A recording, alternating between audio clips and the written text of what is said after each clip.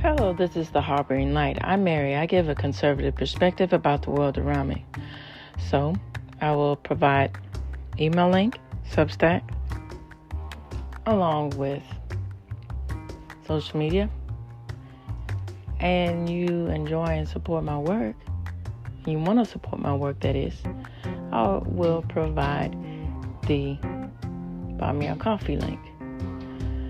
So, audio platforms, I'm on Audible, Amazon Music, Spotify for podcasters, Google Podcasts, Overcast, Pocket Cast, Pandora, list grows, and I want to keep the momentum going and keep pushing myself out there and getting the word across, and it'd be greatly appreciated, all of you, to share and to give me a rating on all the podcast platforms I'm on and give me feedback. And email is the best way to reach me.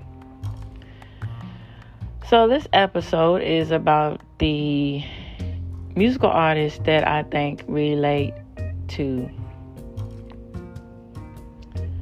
particularly to the sound and the way that Harry Belafonte carries himself and the type of music. So I'm going to talk about Celia Cruz. I'm going to talk about Peter Gabriel and Johnny Cash. All right, so let's get into this. All right, so Johnny Cash, the legendary Johnny Cash there. I think that he really is relatable to Harry Belafonte in the ways in which, so country music, for its intention, is about bringing awareness to things, the original essence of country music. But the way in which Johnny Cash presented everything that he himself, his music, he was just a man of speaking about speaking about common people, but he stuck to his salt to the earth and to his roots and never forgot where he came from, and encompassed all of that and embodied all of that into his music and rallied about the benefits of being humble and knowing where you're going and being aware of the situations that you are in and the redemption of moving past the trials and tribulations of life.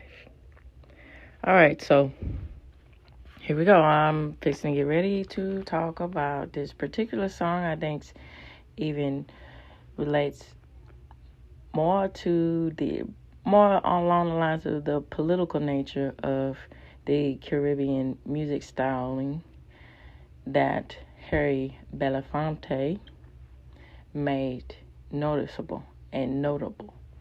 All right, so Ragged Old Flag by Johnny Cash. So this was a part of the album Ragged Old Flag of 1974. So Johnny Cash wrote the title song for his album Ragged Old Flag in the wake of President Richard Nixon's resignation. Cash had supported Nixon, but he'd started to feel some doubts because of Nixon's policies regarding the Vietnam War. It was 1974, and Cash was in New York. The country was in turmoil over Nixon's resignation, with deep political divisions, distrust, and resentment. Cash wrote Ragged Old Flag right there with these ideas and emotions still crackling in the air. And then, particularly, I think from my understanding and my great appreciation for history, I think that Nixon was, with idioms in mind here, was the straw that broke the camel's back with all the unrest that, particularly in America, people were facing with the political mistrust. And I think that it just paved the way for all of the second guessing about the intentions and the true intentions about political figures and the state of the nation. And then all of this, to add on to that, with All the President's Men, with that movie, it was created about the Watergate scandal and everything else, and Deep Throat and all these kind of things, cracking these things down and getting at the rear and the front about the political scandals that happen and the political unrest of the nation. All right, so the spoken word song finds Cash talking with an old man in a town square. Most of the lyrics are the words of that old man. He's talking about the ragged old American flag, which each observation symbolizing all that the nation has gone through. The song has been described by some as sentimental and jingle-hostic. I'm not quite sure about the pronunciation of that. Forgive me for that. But it is kind of strange because Cash doesn't disregard the negative aspects of American life or history. He seems to be trying to push forward a message of hope that the flag has seen a lot and is still flying and will continue to fly even as new challenges are met. And the government for which she stands has been scandalized throughout the land. And she's getting threadbare. And she's wearing thin. But she's in good shape for the shape she's in, because she's been through the fire before, and I believe she can take a whole lot more. Cash performed the song in September of 2002 at the American Music Awards, and this was in the aftermath of 9/11. For this performance, he changed some lyrics to include Operation Desert Storm and Afghanistan. In the pre-game coverage of 2017 Super Bowl between the New England Patriots and Atlanta Falcons, the song played in its entirety as part of a feature celebrating American history. Various real-life veterans appeared in the feature, which closed with a shot of the original ragged old flag, the one at the Smithsonian Museum of American History that inspired the Star-Spangled Banner. Quite interesting there. And I believe the pronunciation again of that is like jingle hostic, as jovial, like jingle, like a ditty, from what I understand about the context of that. All right. Okay, so the song that I'm going to talk about right now is Don't Give Up by Peter Gabriel, and it's featuring Kate Bush. So it's a part of the album So of 1986. It charted number 9 in the UK and 72 in the US. I think that this song encaptures the emotional aspects and the metaphorical aspects of Harry Belafonte and how he delivered his musical style. And when I initially saw this music video and then heard the song, and then doing the research about it, it's really impactful, all the different meanings that are in this song. And I think it also highlights to how, for better or for worse, but the best aspect when it was showcased in the 80s with the artistry and the displays of talking about things, and particularly with the human experience, the human condition within the aspects of people's lives.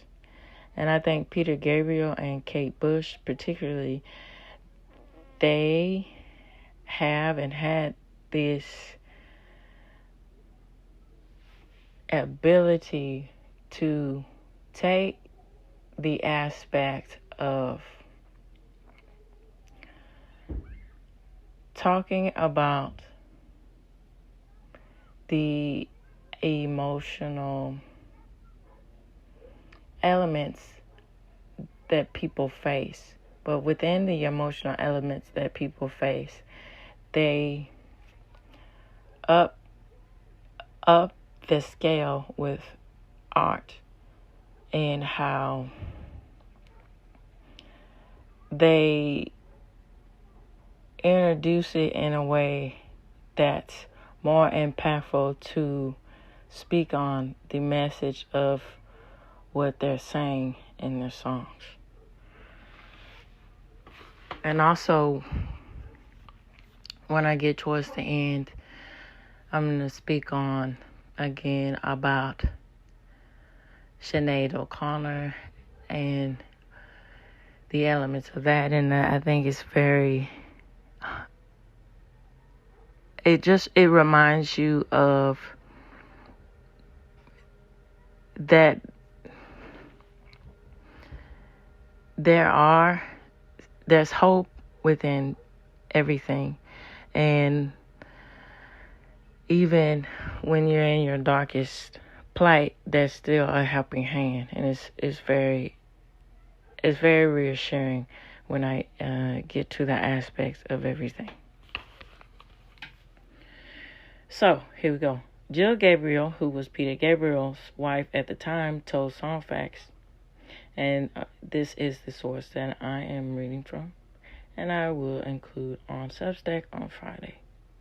I saw an article in a newspaper about a woman who jumped out of a huge block of flats with her child and killed herself. I gave it to Peter, and let me start over again. I gave it to Peter, and it was the original inspiration, and he was heartbroken to read it. However, his lyrics are always multi-layered with many different influences. Peter has also cited a TV show about unemployment and family life, and a photo by Dorothea Lange of a family in the Dust Bowl depression is also an influence on the song. Peter Gabriel had some kind of nervous breakdown in 1985, and he wrote the song to reward the support he got from his family. This album provides a glimpse of Gabriel's state of mind. It's a mixture of excessive enthusiasm, and it's a mixture of excessive enthusiasm of songs as Big Time and Sledgehammer, and depressive ones like Don't Give Up and Mercy Street. Gabriel said of the song's message, the basic idea is that handling failure is one of the hardest things we have to learn how to do. And to add on to that, it really is a testament of character and how that shapes you, how it shapes people what happens and how people react and how people move when everything goes wrong and there's no real reason to be hopeful. There's no aspect of a reason to still believe in things. And it's when it's really hard to figure out a solution to a problem. And tying back to Harry Belafonte and how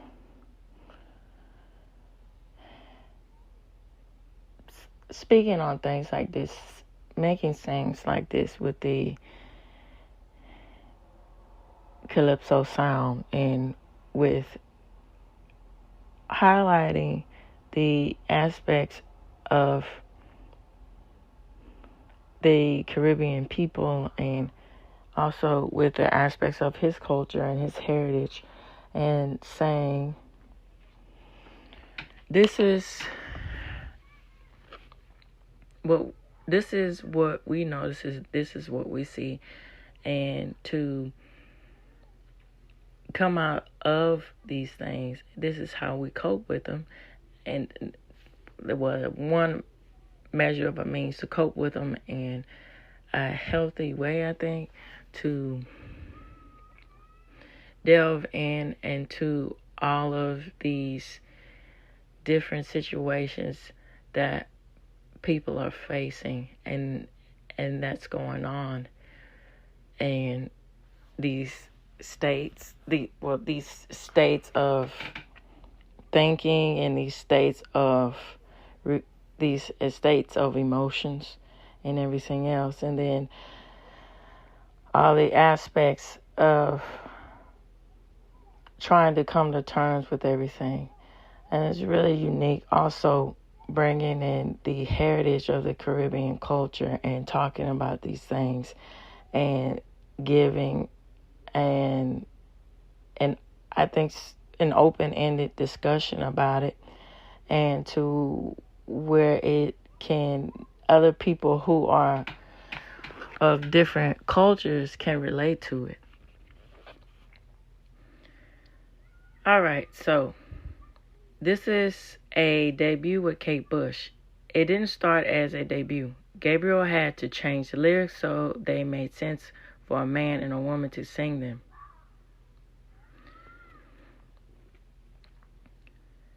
So, the sensitive treatment Kate gave and give and take on that song, which is gratifying. Because it's not just a song about a woman supporting a man in a demanding relationship.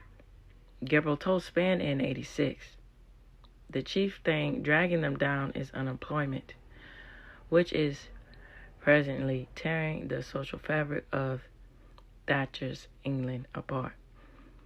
He's adding, it's very interesting too, about the political aspect of this.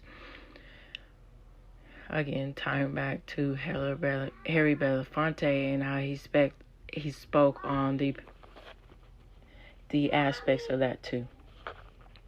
Alright, so, and to add on to that with the political aspect of how it's sort of healing, I think, to take note and mirror and say to society, this is what we are going through politically, and having a outlet to speak on these things as far as the state of crisis in which England was facing in the 80s under Thatcher's control, and how it was just tearing everyone apart and causing all this chaos and destruction. It's very interesting.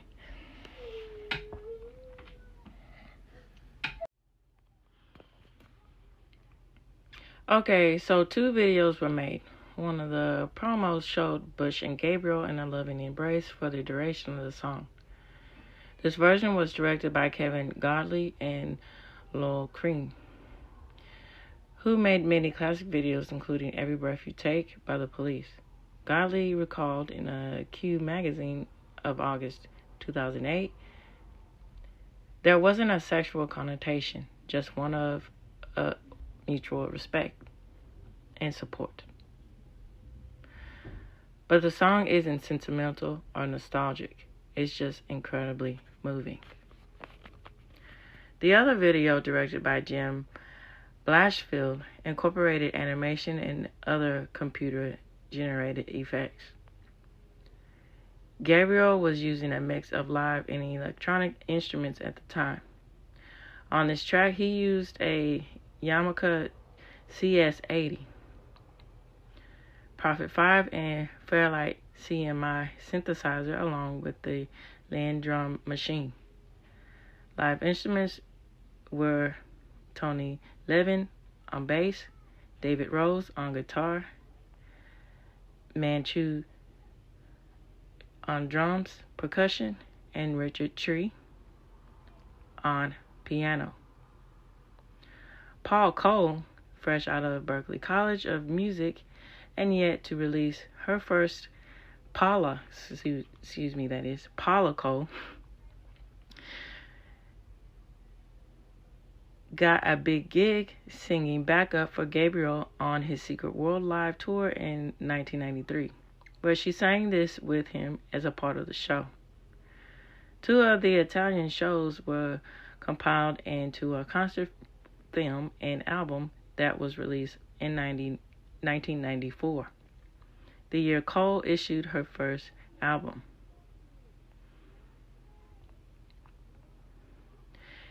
This was used in Miami Vice, in a Miami Vice episode, Redemption in Blood. It aired on November 11th of 1988, in which Sonny Crockett, that is, begins to regain his memory after being in an accident while he was undercover as his alter ego.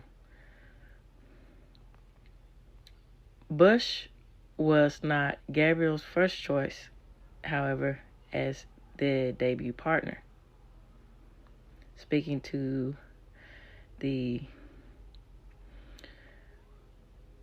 Quintus, the one-time Genesis vocal, admitted that he'd originally approached Dolly Parton to contribute vocals for the track, but the country legend turned his offer down. There's an interesting story behind this, he said, because there was a reference of American roots music in when I first wrote it. It was suggested that Dolly Parton sing on it. He added that he was glad that Bush had ended up taking singing duties for the track. Gabriel and Parton were apparently destined not to work together, he told Spinner. What's funny is we met a couple of times after that, and she ended up asking me to sing it with her on a TV show, but we were never able to make it happen. Gabriel took his time crafting So, which took most of 1985 to complete. His co-producer, Daniel Lanos, who had just produced U2's The Unforgivable Fire with Brian Eno in a fraction of the time, told Sound on Sound what he thought about So's production time. It was too long. Peter can be a quick worker, but he's a man who likes to invest all the options.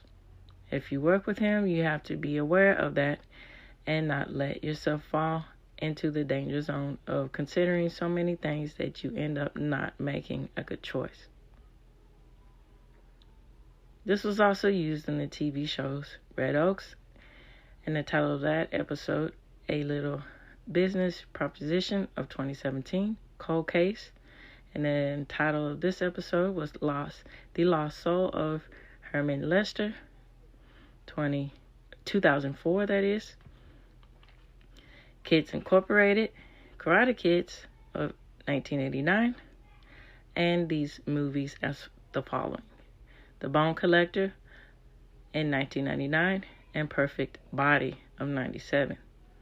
Elton John credits this song with inspiring him to get sober. Wow. Really impactful there. It's really, and again, this is an ever-present example of the beauty of music and how it can move and inspire. So, especially the one particular lyric from Bush, "Rest your head, you worry too much. It's going to be all right. When times get rough, you can fall back on us and don't give up." She, Bush, played a big part in my rebirth. He told the Daily Mail. That record helped me so much. Okay, and so we're getting into the part, as I mentioned earlier, about Sinead O'Connor. Willie Nelson covered Don't Give Up in a debut with Sinead O'Connor for his 1993 album Across the Borderline. They met when both performed at Bowfest. This was a tribute concert to Bob Dylan held at Madison Square Garden on October 16th of 92. O'Connor had recently torn up a photo of Pope John II on live TV. So when she took the stage, she was met with discerns from much of the crowd. Nelson stuck by her and followed through on their plans to record the song, and was the appropriate choice for O'Connor, as her resilience was greatly tested. And this, if it's not known to my listeners and all of this, I'm sure it is to y'all, but those who aren't in the know with the live television, which they were referring to as her ripping up the photo, was, of course, S&M when she performed on that. All right, so let's go to talk about Celia Cruz. All right, so take a listen to this.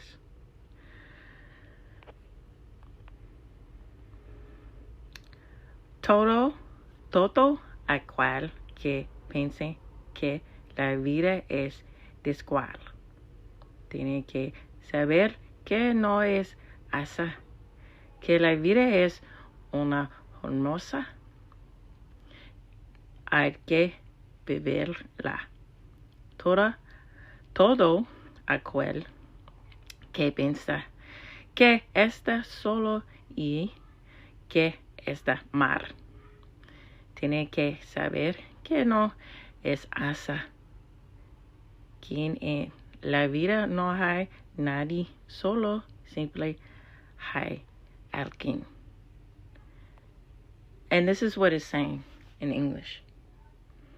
Anyone who thinks that life is unequal, you have to know that it is not like that. Life is beautiful.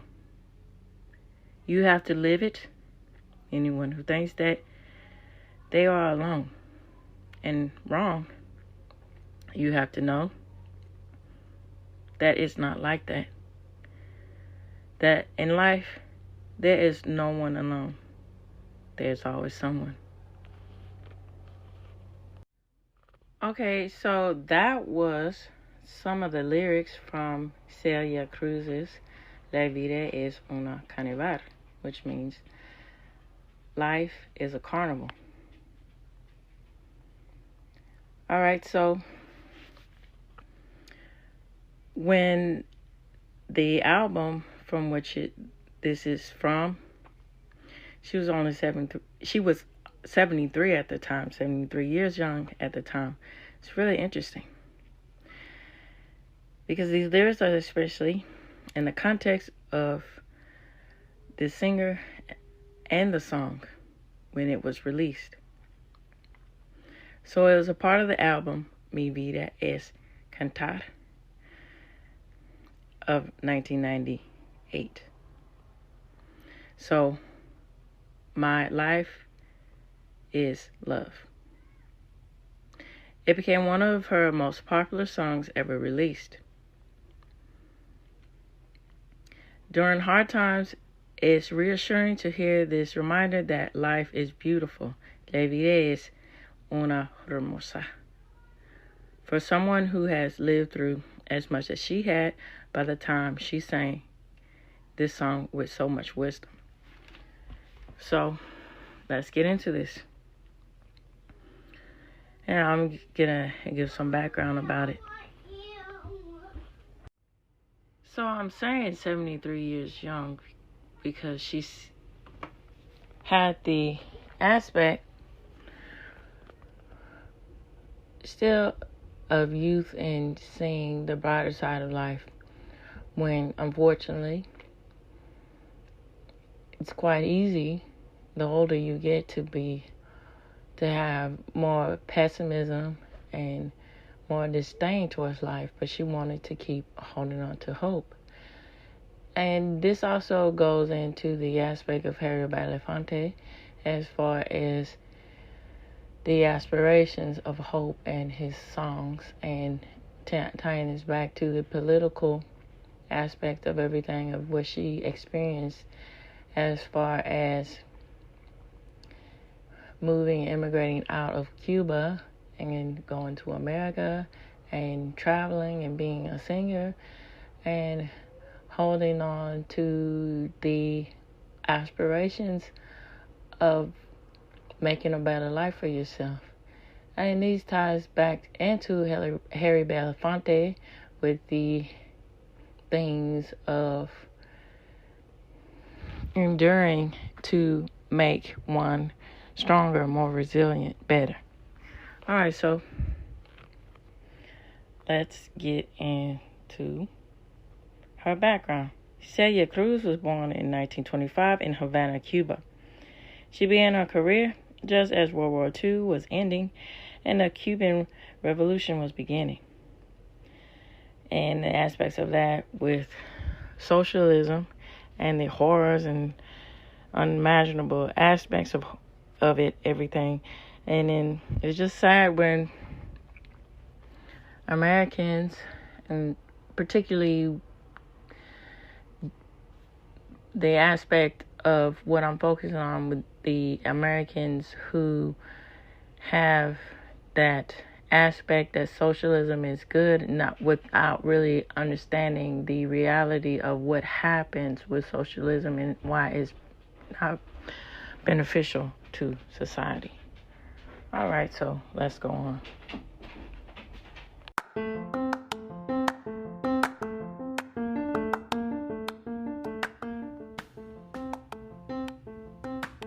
Okay, she performed throughout the U.S. during segregation and during the Civil Rights era. And from that experience, she sings Todo aquel que piensa que la vida es desigual tiene que saber que no es así, que la vida es una hermosa, que hay que vivirla. Which is, everybody who thinks life is bumpy or unequal, they need to know that's not so. Life is beautiful and you need to live it. So, without this is saying, I'm saying along the lines of what the writer is saying too. So they think, and I also concur with what they wrote, saying they don't think that she means to say that everyone has it the same. The sense is she is saying that a greater power equalizes us as humans in the grand scheme of things. In a later chorus, she mentions a higher power in life. Dios está con él. Even though her famous catchphrase is azúcar, which means sugar. This message doesn't feel sugar-coated at all. You hear the message to keep going. Find your strength and find your inspiration. Life is a festival a limitless festival that we can enjoy throughout living. In the past years, many of people have recognized that living fully is not just about our outer lives. Many people can relate to this. You do not have to literally travel to a carnival festival to enjoy life as a carnival. In the past years, so many people, and this goes without saying with the COVID crisis and everything else before then, and just throughout the periods of time. Many of us were challenged to more deeply develop our inner lives. Many people challenged to better understand themselves and others. And many of us were challenged to learn and process more about history. So, let me wrap up with this bonus.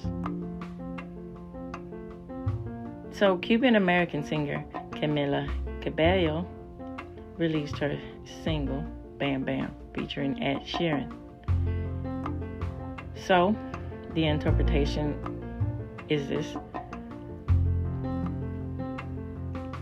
So, the person who wrote this article thinks this about this particular song, Bam Bam. I'm pretty sure this song is a nod to Celia Cruz's famous song. The 4 time signature and the That's Life message are the same. Throughout the mid of the song, you can hear Cabello shout Cruz's signature phrase, Azúcar. Alright, so this reaches the end of the Harmony Line.